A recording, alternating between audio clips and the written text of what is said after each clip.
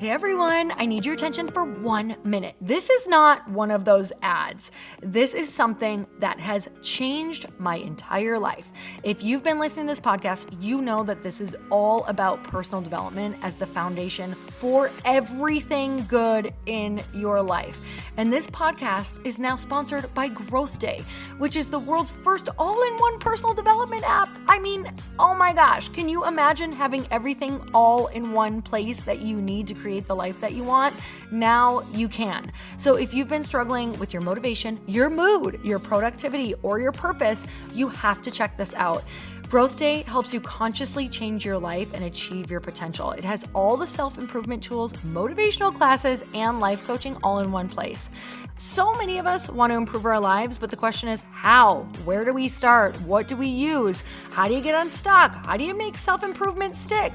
Well, research shows how. It's when you consistently journal, track your habits, set goals, learn from empowering mentors, and challenge yourself that you'll be happier, healthier, and more successful. But let me ask you something. Where do you actually do all of your personal development work? I have to tell you that over 300,000 people use Growth Day for a reason. It works. It's the world's #1 software for self-improvement. Growth Day has an amazing mindset journal that I absolutely love, a habit tracker, and a goal-setting system. In fact, I bet if you went to my stories this week, you probably saw me using the journaling app and telling you to do it too, because it's the first time that journaling has ever actually stuck consistently in my life because of this app.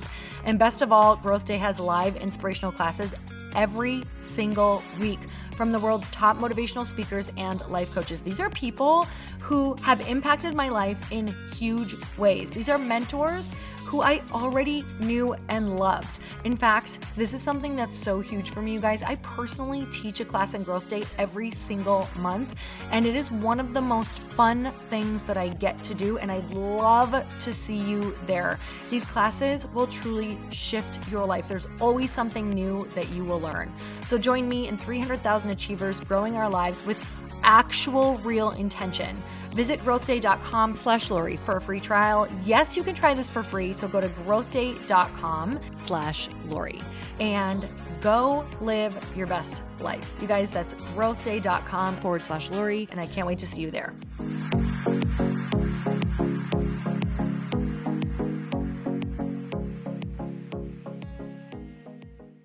Having the right support systems around you to hold you up when you can't hold yourself up. Those are the only things that saved me.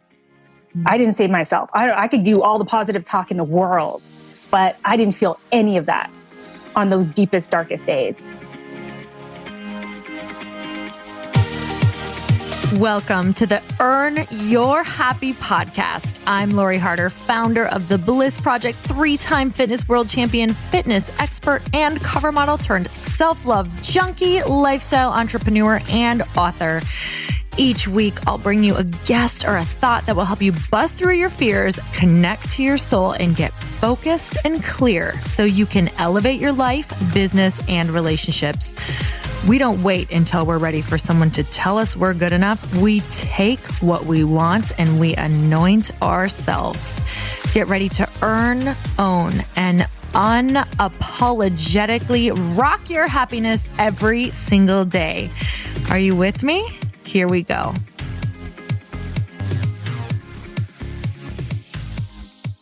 Thanks so much for tuning back into the show. I'm always so grateful that you come back. Or if this is your first time, welcome. I'm so excited, especially that you have tuned in during this guest. And I can tell you that today's guest, I was so incredibly blessed to have her as a speaker at the Bliss Project. And something that I do at the Bliss Project every year is I pick 2 to 3 stories to share something that I call a tribe talk, which is basically like a TED talk. So they have to do a mini talk summarizing a story that has impacted their life that they know will help other people, that will impact other people. And they have to say this talk or give this talk in 10 minutes, you guys.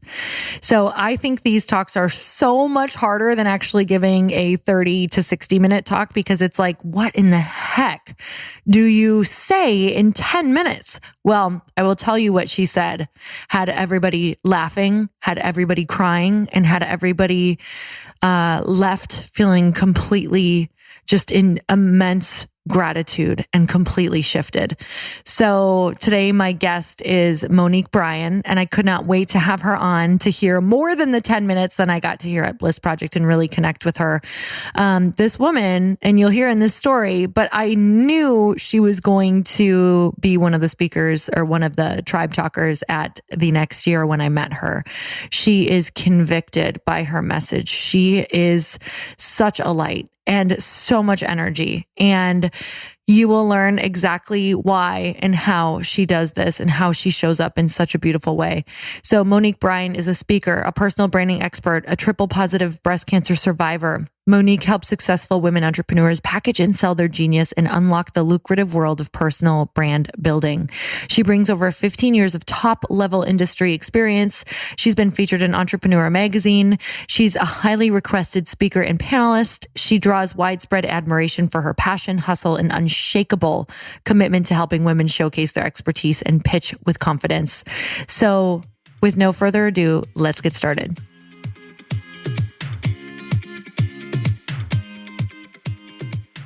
Monique, I'm so excited to have you on the podcast. Thank you so much for coming on today. Thank you so much for having me. I'm really excited to be here. So you guys, something that a lot of you may not know, unless of course you were at the Bliss Project this last year, is that Monique did something called a tribe talk there, where I literally give people about 8 to 10 minutes on stage, and I ask them to share their story in a super small chunk of time. It's a little bit like a TED Talk. And I usually only pick 2 people, but this year I had 3 people because there's just been so many freaking awesome stories that need to be told. And Monique, when you were up there sharing your talk, I was literally like, oh my God, she's got to come on the podcast to share this with more people. Not only because you're an epic speaker, but because you have an amazing story. So number one, I'm super thrilled that you said yes to the podcast. Oh my God. As if I would say no. It's such an honor. And number 2, I would love to hear, why don't we just kick off with that? What was just the experience leading up to preparing for a talk? For the talk? Because you know what? I think there's so many people who are preparing for something that maybe they've been looking forward to. And I really want to get real about what that journey and the craziness and the ups and downs can actually feel like. And perfect. Because it was crazy. I have to say, when, I knew I would be coming to Bliss to speak, I was like over the moon elated, like literally running through my house, like to my husband, dancing up the store. I was like, oh my God, honey, I want to be on Bliss, talking on stage, and I went from that place of being really excited to being like, holy shit, what the hell am I going to be able to relate to women in 8 to 10 minutes? I was like, doing a talk for like 40 minutes is easy. 8 to 10 minutes, nobody realizes how difficult that is. And I remember I was up like every night to like, I'd be sleeping and I'd get up at like 4 a.m. having an idea of what I want to say. And I was like, Monique, you know your story. Why is this so difficult? And I really I did want to talk about my story, but I did want audience to be left with how does it impact them? Like what can be different for them now from hearing it? And that was really, really important to me. So I was getting up at these weird hours, just jotting things down. And at one point, it was 7 days before I was supposed to get on that stage. And I went to my husband and I was like, Corey, honey, I'm going to have to let Lori know I can't come. He's like, what are you talking about? I'm like, I have nothing written down. And he was like, why are you being so crazy? I said, I don't know. It's really important to me. I told Lori I would be there this year from last year when I had no idea that this was actually going to be a thing. And I told her I was ready and I don't know what I want to say. And I went to Anjali, the girl in my triad, who always has my back. And she was supposed to be my practice buddy. You know, I was like, I'm going to practice my talk because, I have to have it memorized. And I went to her. It was like 4 days before I was supposed to get on this plane. And I said, I have nothing. I don't know what to say. And she's like, Monique, cut it out. She was just like, if you were on stage right now, what would you say? And I was like, and I started talking it out. And, at one point I got really choked up by what I was saying. And I was like, I can't talk about that because then I'm going to stumble and I'm not going to know, I'm going to lose my place and I'm going to screw this whole thing up. And I only have 10 minutes. And she's like, but that's what they want to hear. They don't want this like overly polished version of some fake story. They want the realness. So go give it to them. And it was like, and it's so funny because the theme this year was permission. And she gave me permission to get a little messy and just be real with it. And literally that night, I wrote the entire thing. Oh my God.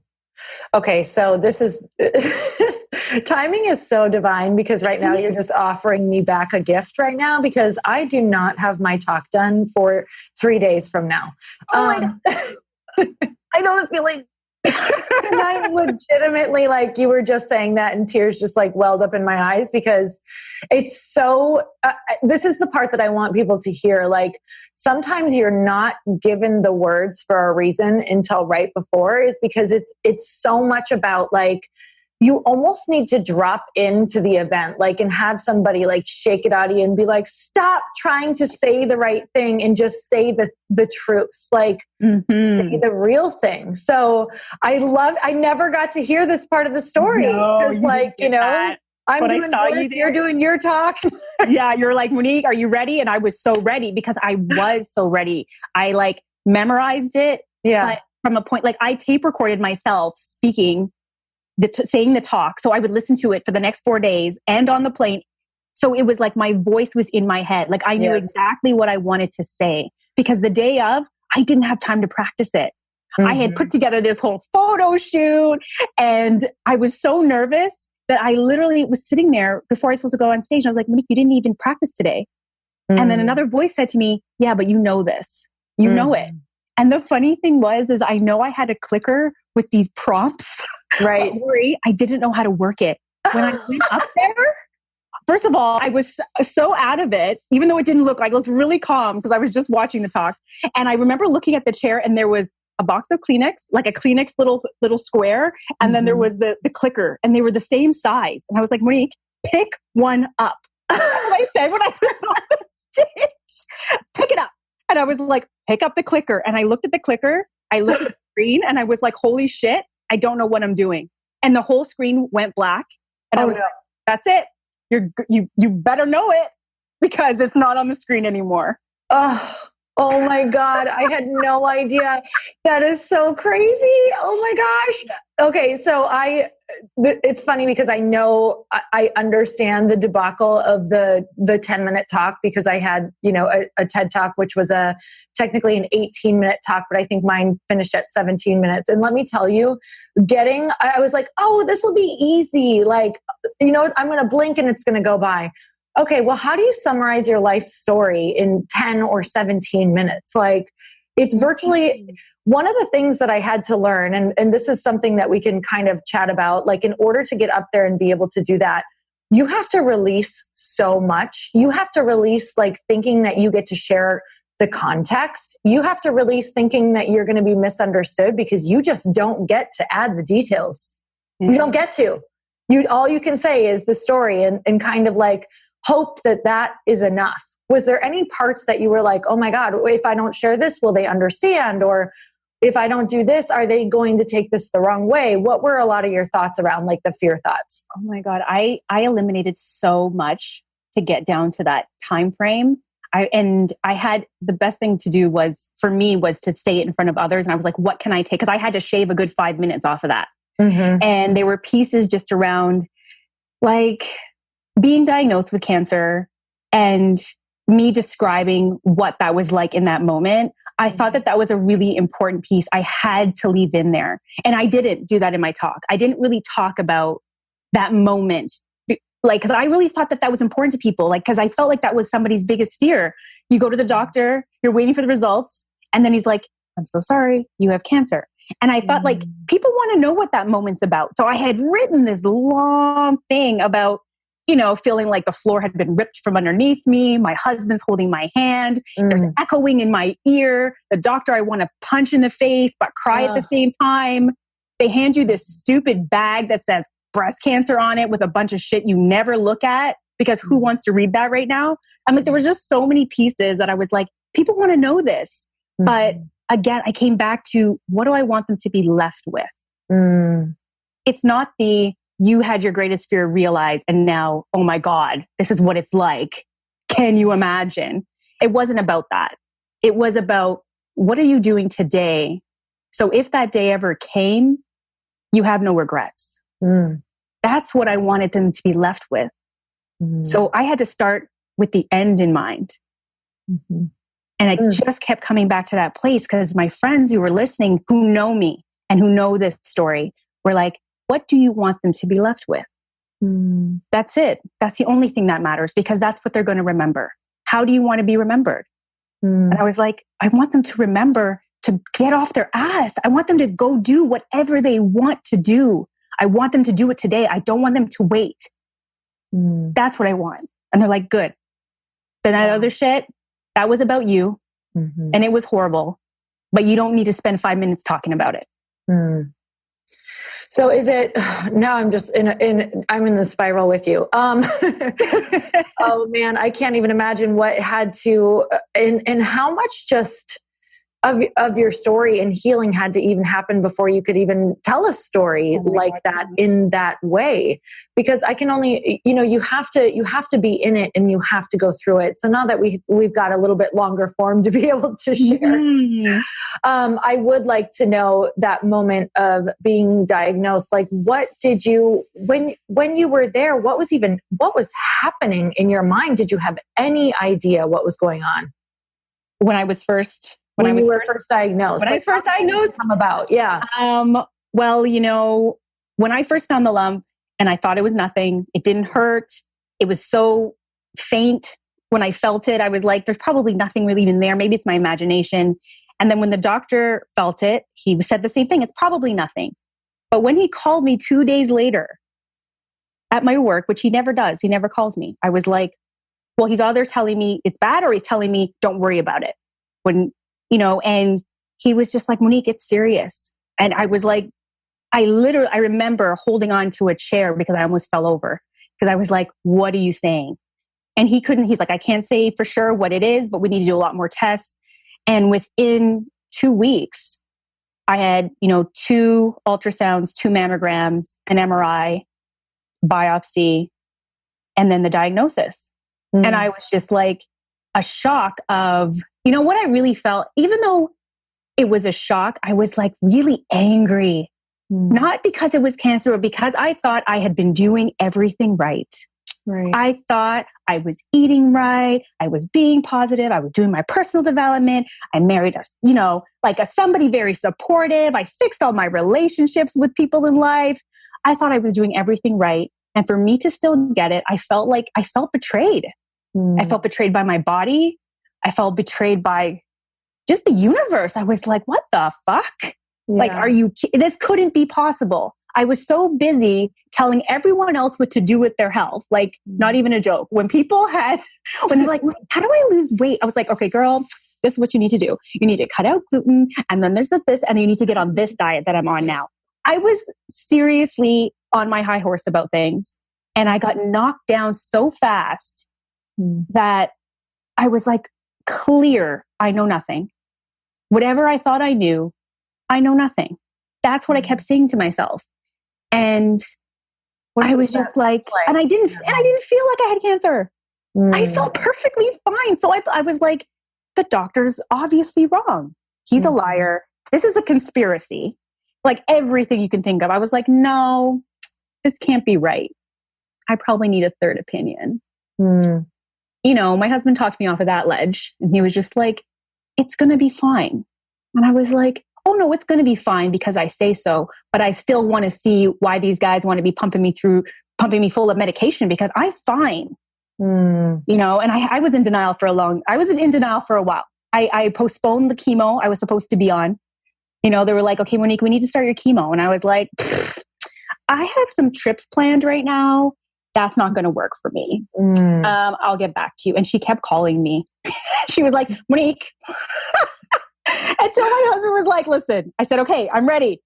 I am ready to go because I'm going to beat this thing, but it took me to meet someone else who had cancer, who said to me, because I said, I need some advice. Everyone else is telling me what to do and what they think I should do. And none of them have been here.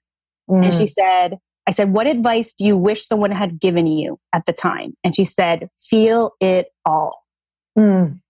She gave me permission to feel it. I will never forget that moment. I was at the Girl Boss rally in LA and I got to ask, I was the last one to get to ask a question.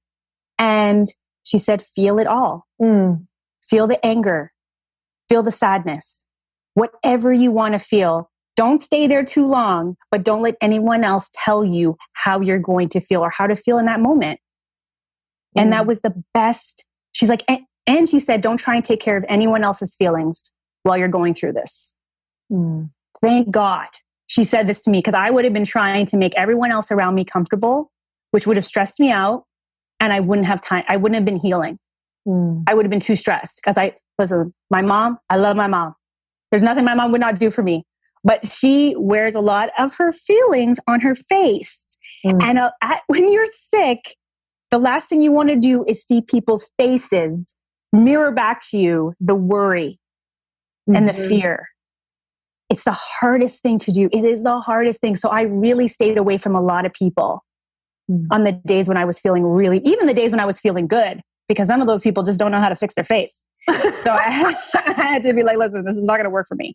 So that was the best advice I was given. And so I never felt bad about feeling bad or feeling tired. I couldn't even, when I couldn't walk up the stairs, or I couldn't even get in my car and I get to the grocery store and I couldn't go into the grocery store. And I'd be there for hours thinking I can't lift my legs out of the damn car. And my husband would call me and be like, where the hell are you? I was like, I am at the grocery store down the street. He's like, and you were there because? I was like, because I want to be independent. It's insane. Yeah. He's like, all right, call me when you're finished. All right. All right, good. Wow. Well, you just shared so many things that literally I can only imagine how many things that you went through and the feelings and the emotions that have also carried into everything that you are doing and living now. Because I just feel like every time you speak, I just learned so many lessons that are applicable to everyone's life and my life, especially. So so you're at this point of, feeling like I just need to heal. I just need to focus on me, which was probably a pretty new concept for you. And what were the reminders that you had to tell yourself through this period? Because I know that you're someone who's like, I'm going to beat this. I'm going to survive. It's going to be on my terms. But what does it look like when you're in those moments where you can't see the light at the end of the tunnel? Yeah, there were many of those days. Many of the days I couldn't see the light, because even though I had told myself I'm going to beat this, it's easy to say it before you're feeling like absolute shit. Right? It's when you're in it, it's 1 o'clock in the morning and it's just you and your pain. Right? So one thing I can say is I couldn't talk myself out of those holes in those moments. So I'm very lucky to have a spouse who's very supportive and knows how to control his face. And knows how to control his face. So on those days, he always having someone check in on me was very important, because 1 minute literally would go from 1 minute I'm perfectly fine to the next minute I'm sobbing. So having creating those tribes around you, and that's something I got to talk about, right? On stage, was everything. Having the right support systems around you to hold you up when you can't hold yourself up. Those are the only things that saved me. I didn't save myself. I could do all the positive talk in the world, but I didn't feel any of that on those deepest, darkest days. So I had, a coach. I was in a coaching program before I was diagnosed, and, Audrey, my angel, she stepped in and was like, I'm your cancer coach now. Whatever you need, whenever you need it, you pick up the phone. And because she knew who I was, she always reminded me, this too will pass. You will go on to do great things. And after this, you will go on to live a juicy, delicious life. And I was like, oh, every time she said it, it would just spark a little bit. I didn't believe her at the time. I was like, this is BS. I was like, please. Okay, please. But it kept me going. It kept me pushing. And with the funny thing with chemo, in my situation anyways, I can't speak for everyone. I find everybody's situation is different, but it would be like 6 days of absolute horror. And then on the 7th day, it's like a cloud lifts from your brain and you can see again.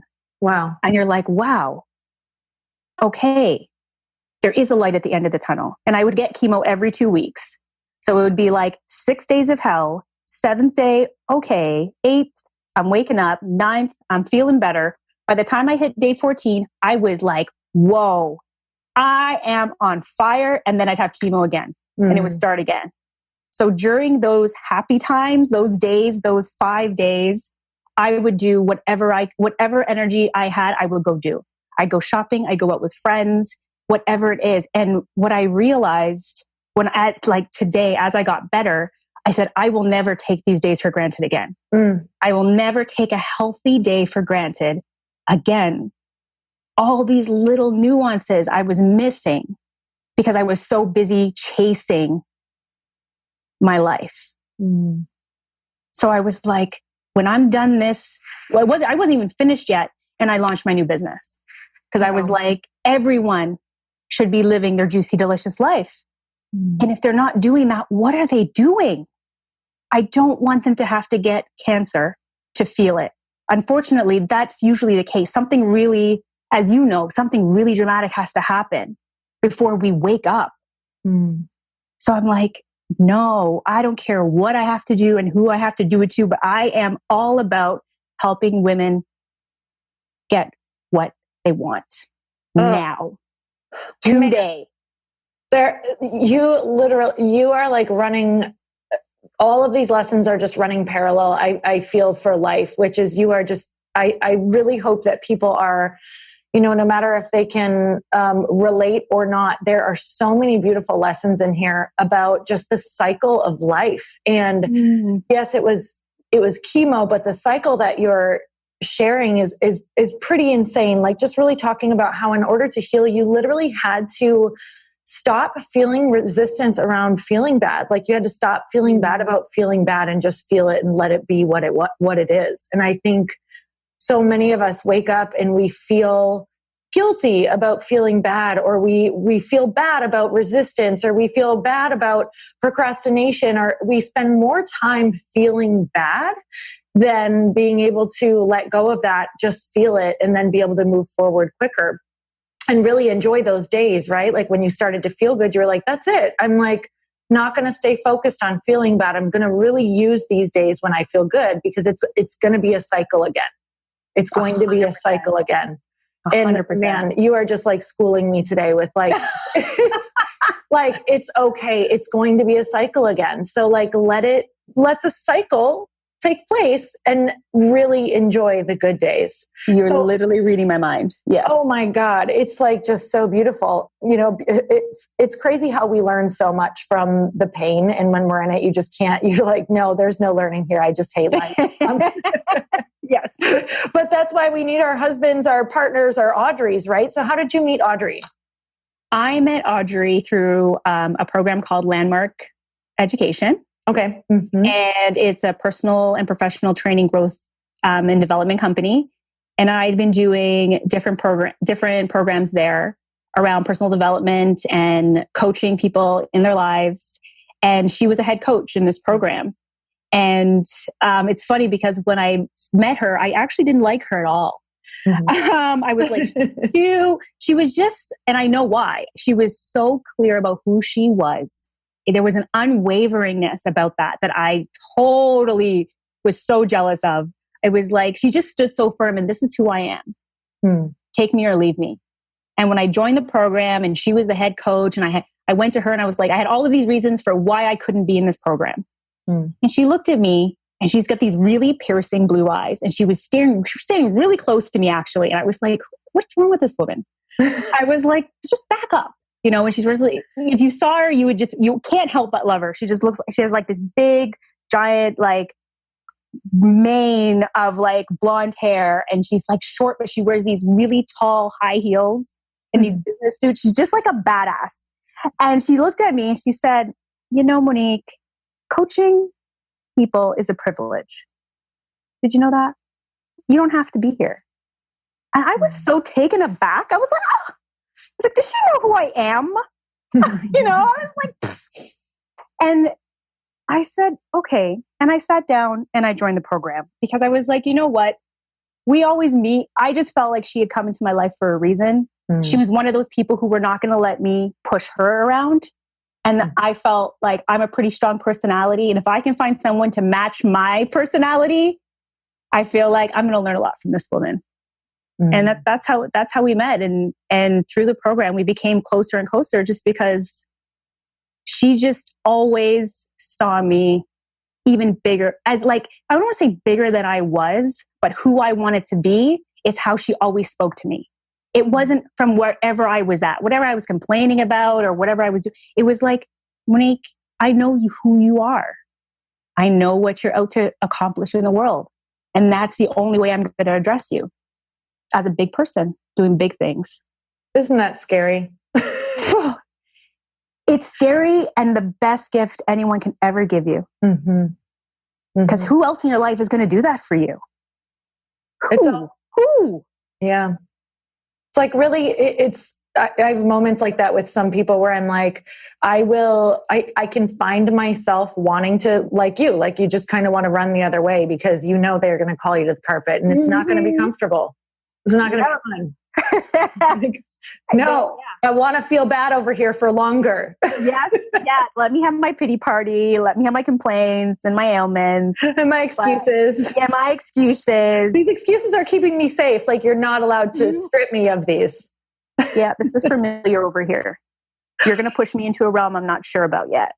So what did she push you towards that you did not feel ready for? Was there anything that you were like, oh man, I said, like my higher self definitely said yes to this, but my lower self is kind of coming through?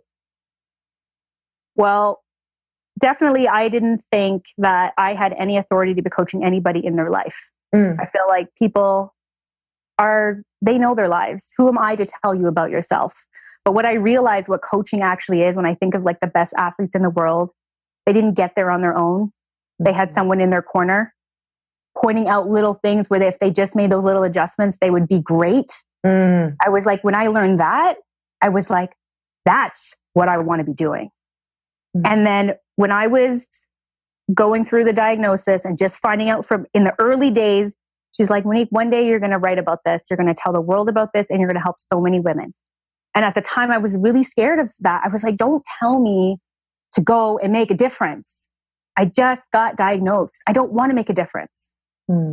And within days, I had launched my blog called Surprise is Cancer. And to this day, this is 2 years later, I still get messages from people who found this blog, just me telling my story. I did every raw account of that journey and people thanking me, saying, I wasn't ready to share my story. I'm not even ready. I don't have anybody supportive around me to talk to. But to be able to read what you went through and look at you now, it gives me hope. And like that, that's really moving for me. Can we just cry today? We can. Just one of those days. And this is such a beautiful, I just think it's so, you know, one of the biggest things for me that I want to get across to people, because it's just impacted my life and clearly it's impacted yours too, is the choice to make meaning out of the darkness and how that can really pull you through and how that can help you heal and how the healing of yourself and, is obviously can be used to help other people. And I can't imagine, not being able to have learned how to make meaning out of those places in my life. So for you, what does that even mean to you, to make meaning out of those dark times? Why is that important? I just feel it's everything. It's funny, and I don't know if it's that everything, quote unquote, everything happens for a reason. Like when you think of that, and when you're, especially when you're sick and people say that to you and you're like, oh my God, please shut up or I will kill you. So you're not feeling it in the moment.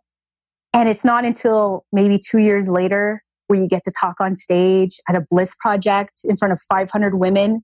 And then one or two of those 500 women come up to you and say, thank you. I get my diagnosis. Like I get my results in a few days. Where you're like, yeah, Monique, everything happens for a reason. Now me and that person are in contact. She doesn't have anyone to talk to, but she knows she can text me when she needs me. You know, like there's all of these little moments that I'm like, there's never a moment now where I'm like, there's a lesson. I don't know what the lesson is yet, but it's coming. When you're in those down moments, especially when I was in it, I was like, there's going to be, something's got to come out of this. I cannot go through this for nothing. And some people go through cancer, and people I ended up knowing later, like my esthetician had cervical cancer. Of course, she never talks to me about it, but I'm like, if we never talk about it, how is anyone else going to feel supported and this is not to guilt anyone. Everyone's journey is their own, but for the few who do want to share it, there's so much power in that. And I've seen it firsthand that I couldn't imagine it being any other way. So there's the amount of opportunities I've had since that time, the people I've spoken to, people who I didn't even know had seen me speak somewhere. Because when I first was diagnosed, I was speaking everywhere. I don't care where it was. I was like, you want me to talk about cancer? I will come and talk about cancer. Because I am clear that if I hadn't been checking my breasts, I never would have found it. And I can't even believe I found it. So if everyone out there is not checking, which none of my friends were, I will come and tell them. So I was speaking everywhere who would have me. And somebody I went up to someone, I went to an event, and I was actually going up to this speaker telling them how much I loved her talk. And she's like, we've met before. And I was like, what do you mean? And she was like, I was at your talk last year at the Boobies and Something Gallery. And right after that, I went and got myself checked, and they found something and they removed it. But had I not been there, I never would have thought. And I was like, oh my God. Wow. It's just like these little reminders that the cancer piece, I will never stop talking about. It's not something I get past or over. You know, it's like, it's a constant reminder to keep on sharing, keep on helping whoever, one woman, one man, whoever. The power of just of sharing that, the power of sharing just where we're at, the power of sharing how you're feeling. It's been something that has dramatically impacted my life when people share where they're at, when people share their journies right now. Like literally, I'm like, I need to go get a breast exam. Thank you for this. Lori, the world needs you. You damn well better. I am literally going to. It's been really, and that's honestly the story of my journey, is just sharing how I feel has been one of the most, I think, when people are like, what's my purpose? What should I be doing? Just honestly, just start by sharing how you're even feeling. Like the other day I had shared that I was feeling anxious about something to some people who I guess would have no idea that I have anxiety, but it's definitely a part of my journey. And I think just even that gives it in particular, this woman came up and she was like, I needed to hear that today. This was one of the biggest things. I've changed so many parts of my life because I have anxiety, and I thought I had to tap out of life because of this. And I'm like, no, you keep going. You're just a little more crazy than everyone else. It's fine. But the power of just sharing our fears and how it loses its power. So what have you noticed around, whether it's cancer or just sharing other pieces of your life, that it has dramatically given people permission, but really it's about giving yourself permission first. So what's something in your life that you've had to give yourself permission for that's also freed other people? I give it's kind of like I came out of that experience with like zero fucks to give. Like in terms of like permission, it's like everything is, if I want it, it's a yes. Wow. And I know it's hard because people won't have the same experience and be like, oh, well, I want to live in that place. But like literally that's the place I'm in. And I still have my down moments. I have my, like I just had to go have my last follow-up for my radiation appointment. And going back to the hospital where I haven't been in a long time, I was getting anxiety and seeing all of these cancer. I was like, oh my God. And I was like, Monique, just relax. It's going to be fine. You're fine. And even if it was the worst kind of news, how is it going to be any different than how you would operate before? It's not. You're going to go after whatever you want and you're going to go get whatever you want. And I tell myself that literally. And the amazing things that have manifested since that time are quite insane, right? And that's what I try and tell every woman I meet. Whatever they want, it's yours. You just got to get out of your own way. So how do we do that? Let's go do it. And so there's like now there isn't any permission I need for anything because I know that it's like that gift of knowing our time isn't forever. So you're like, okay, I can sit here and fret about it and worry about it, or I could just go after it if I fall on my face. Well, how's that any different from me sitting here worrying and fretting about it? Like I might as well have said, at least I did that thing. Like when you first were like, did you want to come speak at Bliss? I was like, no. I was like, of course not. I don't have enough time. It's 3 weeks away. I don't have an outfit. I don't have a plane ticket. I said, no, absolutely not. That was those are the words that went through my head. And I messaged Meg. I messaged my friend. I was like, Meg, oh my God, this is what's happening. And she's like, if you say no, you are insane because this is all you've ever wanted. So shut the hell up and say yes. I don't care what Lori says. Say yes to whatever Lori says. And I was like, oh my God, she's right. She's right. Well, like, who cares if it's only 3 weeks away? You know, and I ended up writing the talk in like 4 days away. So all that tribe comes back around all the time. Like, I think that's why I also gravitated so much towards what you do and how I really just like this whole concept of tribe we talk about, you know, people say it and it's becoming like this whole buzz thing now, tribe. But like when you're really living tribe, that's a whole different way of being. And it's the thing that will have you push forward. The doing it by yourself, because I was the queen of doing it by myself. I don't need anyone. If it's to be, it's up to me. All of that. And when I couldn't do for myself anymore and I had to lean on other people, I was like, wow. One, I didn't know other people could be so giving. I mean, I don't know if that's just thing I grew up with. And then the other thing was, it's like, how much further can I go if we went together? You know, like I don't want to be on a stage somewhere and not one of my friends are in the audience. You know, I don't want to reach that quote unquote level of success without being able to bring my tribe with me. What is the fun in that?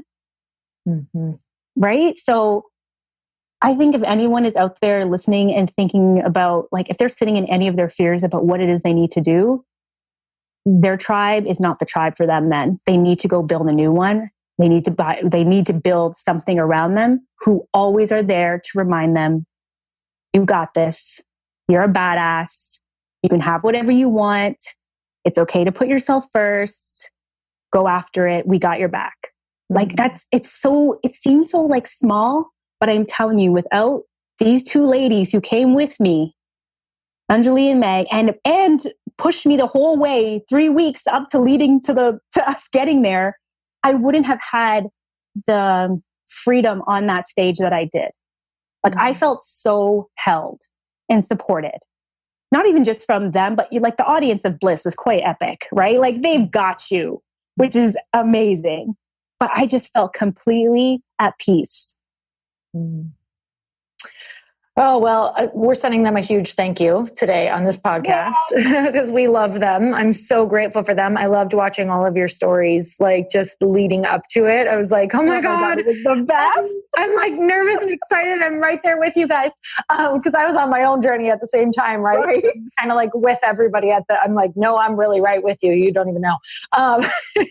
So talking about that, there's there's this huge piece, and it's the piece that I think when people are listening to this, and when I'm talking about go build that tribe, go find those people, go find that supportive group. There's this piece in the middle where you kind of touched on it earlier, where you even said, my mom has trouble with her face. Like sometimes I know when I need something that I'm going to have to avoid certain people. And for a lot of people, it is their family or their old best friend that they grew up with, or their mom, or even sometimes their spouse. And it's like, what do we do in the interim of knowing that that particular group is not necessarily serving us in the way that we need right now? And it's sometimes it feels like a life, and I know that, especially with what we were talking about, life or death situations, like really you were in one, but really it's the death of the unlived life, right? The death of an unlived life if we don't create this new group of people to help pull us to our highest version of ourselves. So that path where we kind of have to let go of people, and it can feel like we're leaving them, and we can feel awful because it's what we learned about growing up is just to be the nice person, and that you have to bring everyone with you, or whatever that looks like. What does that path look like? How do we set boundaries? What do we do when we leave the old, or just move on to, spending more time with the new? Like what does that look like? Well, I mean, from the family standpoint, as you know, in your own situation, your family is your family, mm-hmm. right? So one thing I found, like my mom, and it's different when it's your parents, right? Like their worry is their worry because they're a parent, right? Which I'm not a parent yet, so I don't even know what it is yet. Right. So I know whatever she's dealing with is from a fear, from a parent's point of view. So I get it. One mm-hmm. thing that we did establish was, even though her and I couldn't hang out all the time while I had cancer because it just wasn't compatible, she could do other things for me. Mm. So she did my laundry the entire time I was sick. Oh. So for a good 6 to 8 months until I could do it myself, she came to my home, got it, or had my siblings come and get it, and she would do my laundry. Because that was her way of showing love. That was her way of supporting me, even though she couldn't come and hold my hand every single day. So I found with like people who are really close to you, who you quote unquote aren't going to distance yourself from, or you can't in the same type of way, they may be able to serve another purpose. They may not. I think it's like we try and keep people in these boxes of we were best friends, or we were, the tightest like group, and this is how we were. And then time passes and we wonder why we're still not that way. Mm-hmm. And, we've talked about this at Bliss, some people are there for a reason, a season, or a lifetime. Mm-hmm. And sometimes you just let them be who they are and serve the purpose they do, and either let them go or do what you used to do with them. And maybe maybe you've got your group of friends you go to parties with. Maybe you have your group of friends that, you only talk on the phone once a year. Maybe you have those ones, and then you have those ones who you're very close to, who know you the best. And that may have changed. So I found it was very difficult for me to figure out what boxes I need to put people in now. Because when something like cancer is such a loaded word. And before cancer, I was one of those people who didn't want to hear the word cancer either. So I get it. But it changes relationships in some cases, because some people who you thought would be there weren't there. And the people who you didn't expect to be there were there every day. And you're like, whoa, what's going on? And it does change the dynamic of your relationship. So I found that instead of me wanting to punish those people, which is where I was when I was sick, I was like, oh, I'm going to so get them. Oh, you're never going to hear from me again. You better hope I live through this. I wanted to stick it to somebody. I was like, no, I'm like, Monique, you've got your friends who, where you just go to the movies with, you watch funny shit with. Then you've got the friends that you get like really deep with and who hold you up when shit goes down. And just let the people be how they're going to be, and don't try and change it. The only one struggling through that is me.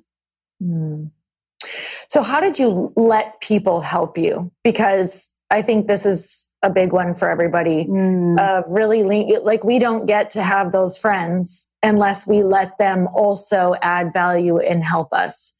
Because, especially I look at you, and of course I see this massively independent woman who I can definitely imagine can get shit done on her own. but we really miss out on the deep relationships when we don't let people have that 50-50 equal energy exchange.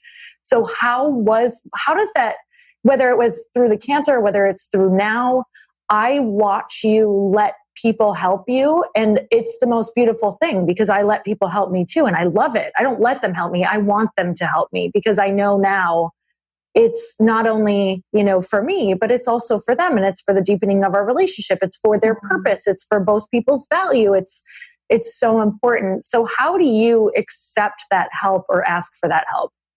I haven't even thought lately about how I ask for it. It's one of those things now where I can just literally send a text message and be like, 911, I need your help. Yeah. I'm trying to think of when was that moment where that shifted. But it was, for me, it probably was while I was sick when I couldn't do things for myself, where you have no choice but to ask. Yeah.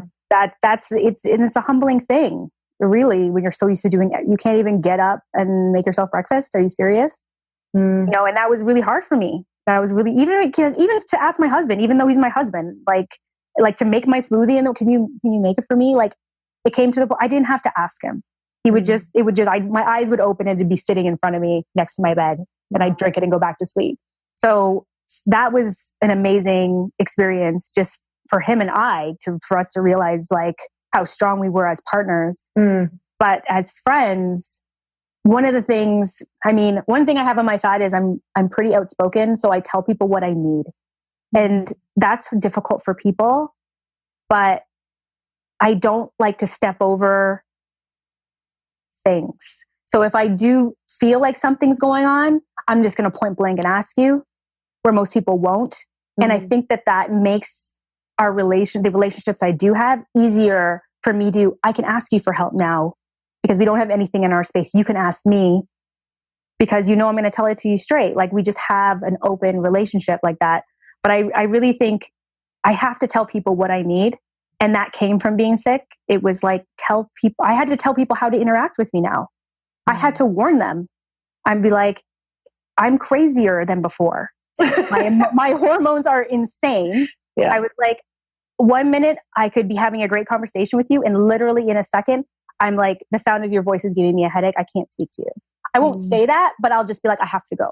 But I tell them like a week later, I'll be like, that's actually what happened. I'm really sorry.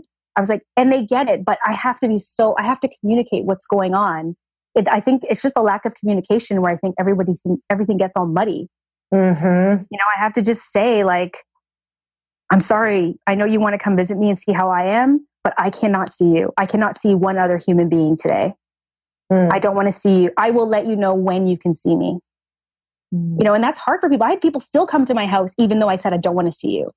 And it's unfortunate because some of them made the long ride and they couldn't come in because I had to protect how I was being. And I knew that if I wasn't in a certain way with them, they weren't going to be able to handle it.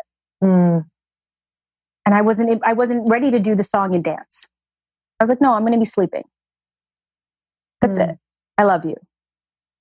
I say that a lot too. I have to remind people. They forget. People don't say it all the time, right? And I don't say it in a flippant way. Like these people know I love you. These are my people. They've been through everything with me, So if I say it, it's a reminder. And just know however I'm being right now is however I'm being, and it has nothing to do with you. There is so much truth in all of that. And I think, how do we start to, use this in our everyday life, just speaking our truth? Like what is something that you would tell people who are absolutely listening to this, craving just more honesty and more being able to truly, tell people where they're at or how they feel to protect whether they're sick or whether they are needing to heal something, whether they're needing to move on from their past or whether they're needing to become the woman that they know they are here to be or man. What does that first step of being able to speak your truth, because we know that's the only way you're going to become that person. What does that first look like and feel like when you first do it? Because I know sometimes when I do it, it can feel crazy and like you want to go and apologize and you want to go and fix everything. So what do you sit with after you start speaking your truth? How do we do it? And what do you sit with afterward? One thing I can say, and it may seem a little odd, but for people who have a hard time, because I've realized over time, most of my friends are not like me. Like they're not going to just say what's there for them. And that's gotten me in some trouble. And at the same time, it builds stronger relationships. So they'll say, you know, Monique, I love all of the straightness, and sometimes I need it with a cup of sugar. That's how they say it to me sometimes. But we have that history. So at least we have that on our side. So they know I love them.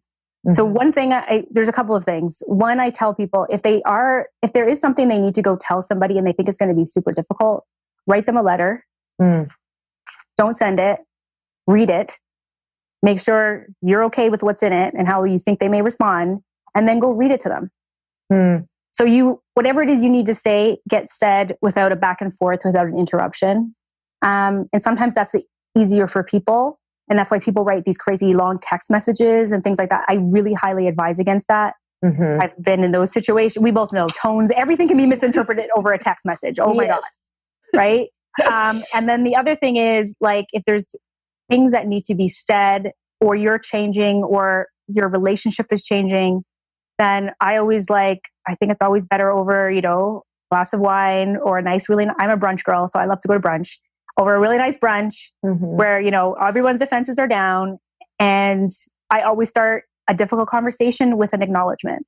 So acknowledging them for who they are for you, and then let them know what the issue is or where they're challenged or whatever it is. Because when you acknowledge, their defenses are down. And it's true. And it has to be from a real place. But definitely that. I think for me, what also has worked is, like, a lot of the times my hurt comes across as anger, and I have to remind people of that. So when I do have a difficult conversation to have, I usually start with "I'm really hurt by" versus "you really pissed me off when." Because that one does not sit well with people. But the hurt really works. I know with me and Corey, that's a big one, because if I say "I'm really hurt by," he is so fully in the conversation with me, versus "I'm really pissed off that you didn't do X." He's like, "I'm not even hearing you right now." Yeah. You know, like, so I don't know if I got that from a marriage thing, but I've discovered that, like, now we're having a real conversation, you know, because I've decided to be vulnerable with you. And that's what that's the hard piece, right? Like, if you are vulnerable and you show up that way, the other person you're talking to, I'm going to say 8 times out of 10 will show up that way too. What happens, do you think, if we don't have those tough conversations or share our truth? Like, what does our life look like? We're done. Yeah. We're like, it's so over. I'm sorry. I know. No, I don't need cups of sugar right now. I really need to hear what over. That is. It's just, the relationship will eventually just end on its own anyways. And then somebody's going to feel resentment or tell a story about what happened to themselves or their friends. And you are going to, I know for myself, like, I know when I'm not living my truth now, like, I feel like I'm suffocating. Yeah. Like, I know when I'm like, I can't be around certain people when I'm in my most vibrant self, because that's just we're not on the same frequency right now, you know? So I don't know. I really feel like, I'm not going to say you won't have a life. You've gotten this far the way you are, but you're not going to have that vibrant, juicy one that you see other people having and wishing it was you. Like, we've got to have, like, those difficult conversations. Like, I'm so happy we're talking about this. I'm like, those are everything. Those show us who we are in the world. Our ability to have those difficult conversations, because these 2 girls who came with me, this is not sunshine and roses. We had a difficult conversation the night before the talk. You know, like, we had a situation, and because of who we are, we were able to have that difficult talk, tears and hugs, and still make it to your cocktail in about 45 minutes. Right? And I was like, this is why we're friends, ladies. It's just like with velocity, boom, boom, boom, boom, boom, and we're done. Oh, I'm and we're in love again. Happy you're sharing this, because we write like women nowadays, like, and I'm just going to be speaking for, yes, I'm making a generalization, which is usually bad, but I'm only doing it because it's true. We just write each other off so fast. Oh, she hurt my feelings. Oh, I can't believe she did that. Oh, she offended me. She should have known better. She shouldn't have forgotten my birthday. She should have done all of these things where it's like, we don't even know why. What if she didn't celebrate birthdays? What if she, something's happening in her family's life? We have no idea what is going on with people or why certain things aren't important, or maybe they were never made important, or whatever that looks like. Like, to have these difficult conversations is the only way that we will be able to be, have friends once we're older, have people who actually still care about us, have these rich, fulfilled, healthy, happy lives that we're actually, that we actually got to matter in people's lives. But we're just writing people off. So what do you do when it's, in those moments where the heat is there and you're like, oh, I am good at, cutting people off. Like, it's very easy for me to be like, bye, we're okay. What do you do? How do you hang in there? A lot of breathing, a lot of deep breathing in the moment. I'm not going to lie. Sometimes I have to walk away, and come back. I can get really heated in a moment. I feel things very deeply. Like, I'm like there. I can be there, and then if I walk away, breathe it out, come back, I'm more calm and I'm fine. For people who want to cut people off, because I was the queen of cutting people off, sometimes you need a reminder of who these people are for you. All of the good times, situations, and then I think, like you said, just like, what's really going on. I always find that there's something else going on, like 90% of the time when you're in a back and forth with someone. Like, it doesn't even have to do what the hell is going on right now. No. Right? And you have to be sometimes it's going to take one person to just be like, okay, let's pause. What's really going on? And that's literally what happened when, we were in this conversation with my triad. And should I share what happened? Yeah. Is it going to be weird if I don't? Okay. So we were getting ready to go to your cocktail, and one of the ladies was just really in a sour mood. And she was like, I'm not going to go. You guys go. I'm going to stay here. I was like, and I was all in me about, this is about me, ladies. I talk tomorrow. Maybe you forgot. Yeah, maybe you forgot. I was like, I don't need your sour ass coming down anyways. In my head, I'm thinking this, but outwardly, I'm just like, fine, like very short, fine. I'm getting all dressed and doing my makeup. And the two of them are discussing. And, she's like, at the last minute, right before we both leave, she's like, okay, I'm coming now. And I just turned to her and I was like, could you not? I was like, she's like, what is that supposed to mean? And I was just like, your energy is so off right now. Like, what is going on? Like, I feel like you don't even want to be here. And for me, that meant, what I made that mean was, I made you guys get on a plane to come hear me speak. And you're not happy to be here. So shit. Look what I did. That's what I made it mean. Not even once thinking something's going on with her. I didn't stop to say, what's going on with you? Something was clear. It had nothing to do with me. And she was like really hurt in that moment. And she was like, you know what? That is not fair. However I'm being should not dictate how you feel. That's not fair. I said, no, that's not fair. I was like, your energy is in this room, and energy, it flows outwards. Of course I'm going to feel if you're being all sour over there in the corner. And she was like, well, instead of you like jumping on me, maybe you could have just asked me what was going on. And it was in that moment, she was absolutely right. I was all about me. Monique's doing her talk. It's my talk. You guys are here. We're celebrating. But I didn't think her life is still happening. Whatever she's dealing with is what she's dealing with. And if I'm her true friend, that's the conversation that needed to be had. So I sat on the bed after I'm deep breathing and I'm like, you know what? You're right. What is going on with you? And she went on to share that totally had my whole makeup running down my face. She was like, I don't want to go to this cocktail hour because I feel like I have nothing to contribute. When I go and meet people, what the hell am I going to say that I do now? I don't know what I want to be doing. And I feel like such a failure. Like, I just feel like I have nothing to talk to all of these powerful women about. And you're going to go do this talk. And so is, she's launching this. And I don't have any of that stuff. And I was just so heartbroken. I was like, so we had to remind her of who she was. But she's doing amazing things. Oh my God. Right? But she wasn't feeling that in the moment.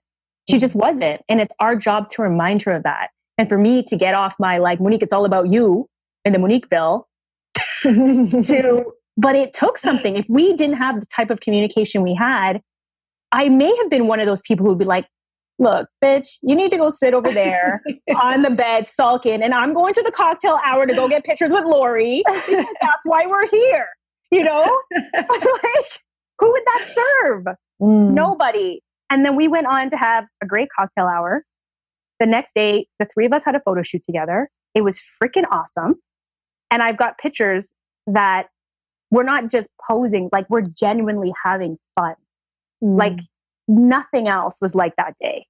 And it would have been so tainted had we not addressed what was going on. So that's what happened at Bliss. Wow. No, that was honestly, like, I can't even imagine if you did not share that story right now, because I think it's the most perfect, just even most beautiful way to close this, because I think so many people are feeling that way. They're not feeling valuable enough, especially to create what we had talked about, create these powerful tribes for where you're going. And they're like, what do I have to offer?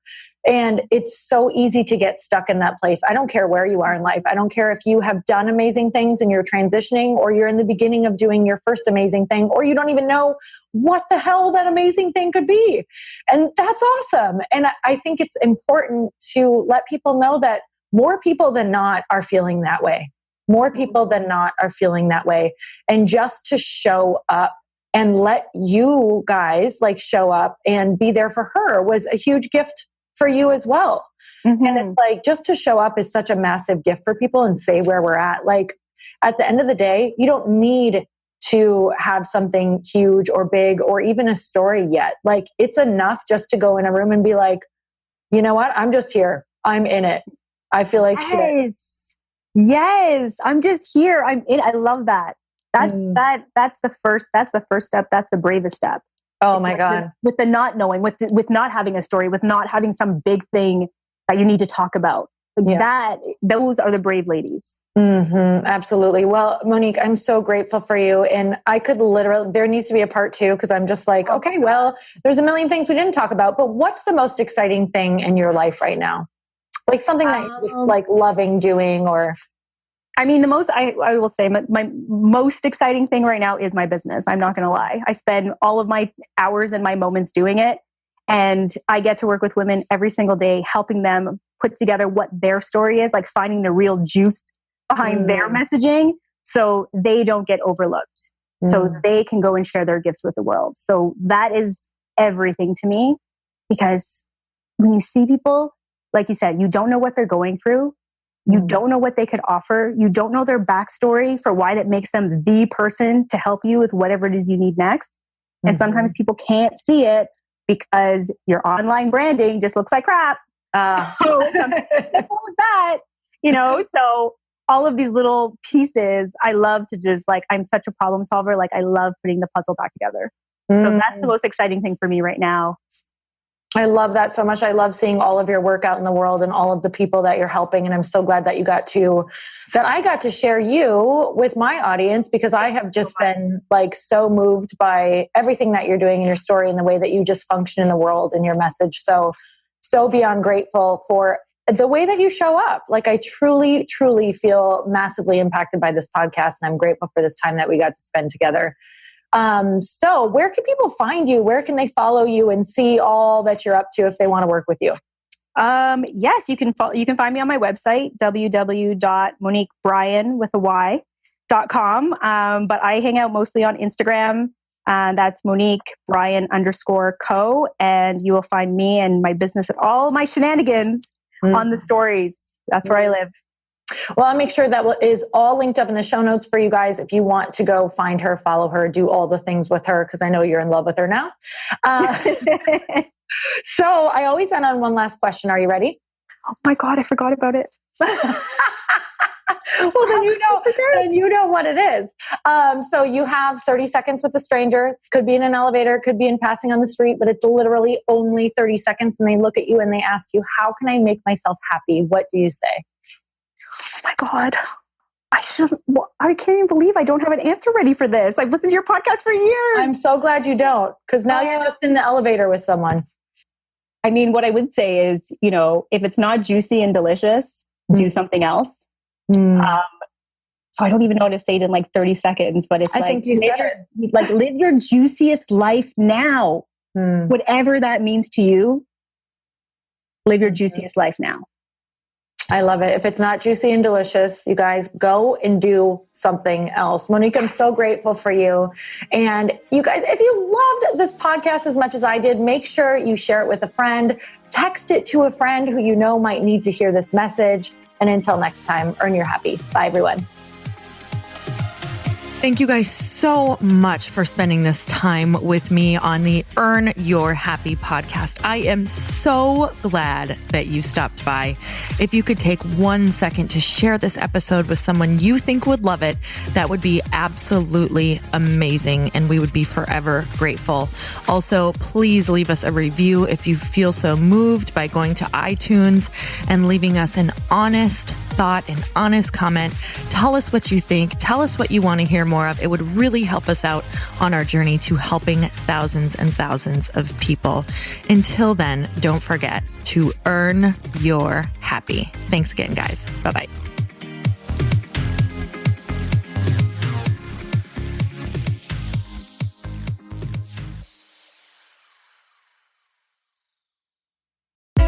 Hey, I know if you're listening to this podcast that you have big dreams and big goals. And one of the things that can really stop you is struggling with your marketing. Trust me, I have been there. Are you using 10 different systems just to build your online business? Then I want you to try Kajabi. Kajabi helps you build your web pages, set up funnels, and sell your courses, content, coaching, or communities. You've been hearing me talk a lot about funnels on this podcast and the importance of your email list. You can get a free trial at kajabi.com. That's Kajabi.com.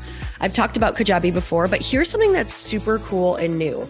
They just rolled out an AI assistant for creating your online course curriculum. And this means you just type in a topic that you want to create on a course or webinar, and bam, it just generates a sample outline for you. It takes a ton of the hard work away. Of course, you're going to customize it to be your own, but this really helps you get over the struggle of how in the world to start, which is where most people stop. If you're like me, starting is always the hardest part, and that's what makes Kajabi so popular. They've made it easier for creators to build web pages, build courses, build coaching programs, build membership sites, build checkout pages, and build email funnels. So if you're struggling with any of those, you got to go check it out.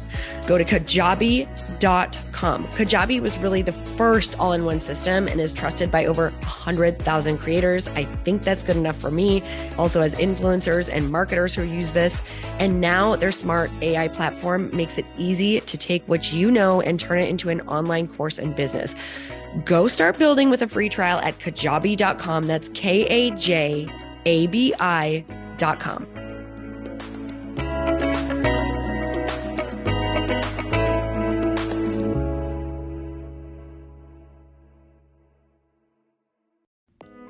Hey all, I'm so excited to share with you, Earn Your Happy is now part of Growth Day Podcast Network. A bunch of us are coming together to bring more growth to the world and support shows and brands that we truly believe in. And one of my friends is also on the network, and I'd love for you to go subscribe to his show. You guys, Trent Shelton has the most incredible podcast. It's called Straight Up with Trent Shelton, and it's going to remind you that you are built for this. I have heard Trent speak in person multiple times. I've listened to his podcast a ton. He's coming on the show, and I literally cannot wait because this man just spits straight fire. It is like truth that goes to your core and makes you take action right away. If you want one of those podcasts that when you're just out on a walk, you can't help but want to start running and run through a wall in your life, this is the show to go listen to. So you guys make sure that you go subscribe to the show, Straight Up with Trent Shelton. You're going to love it.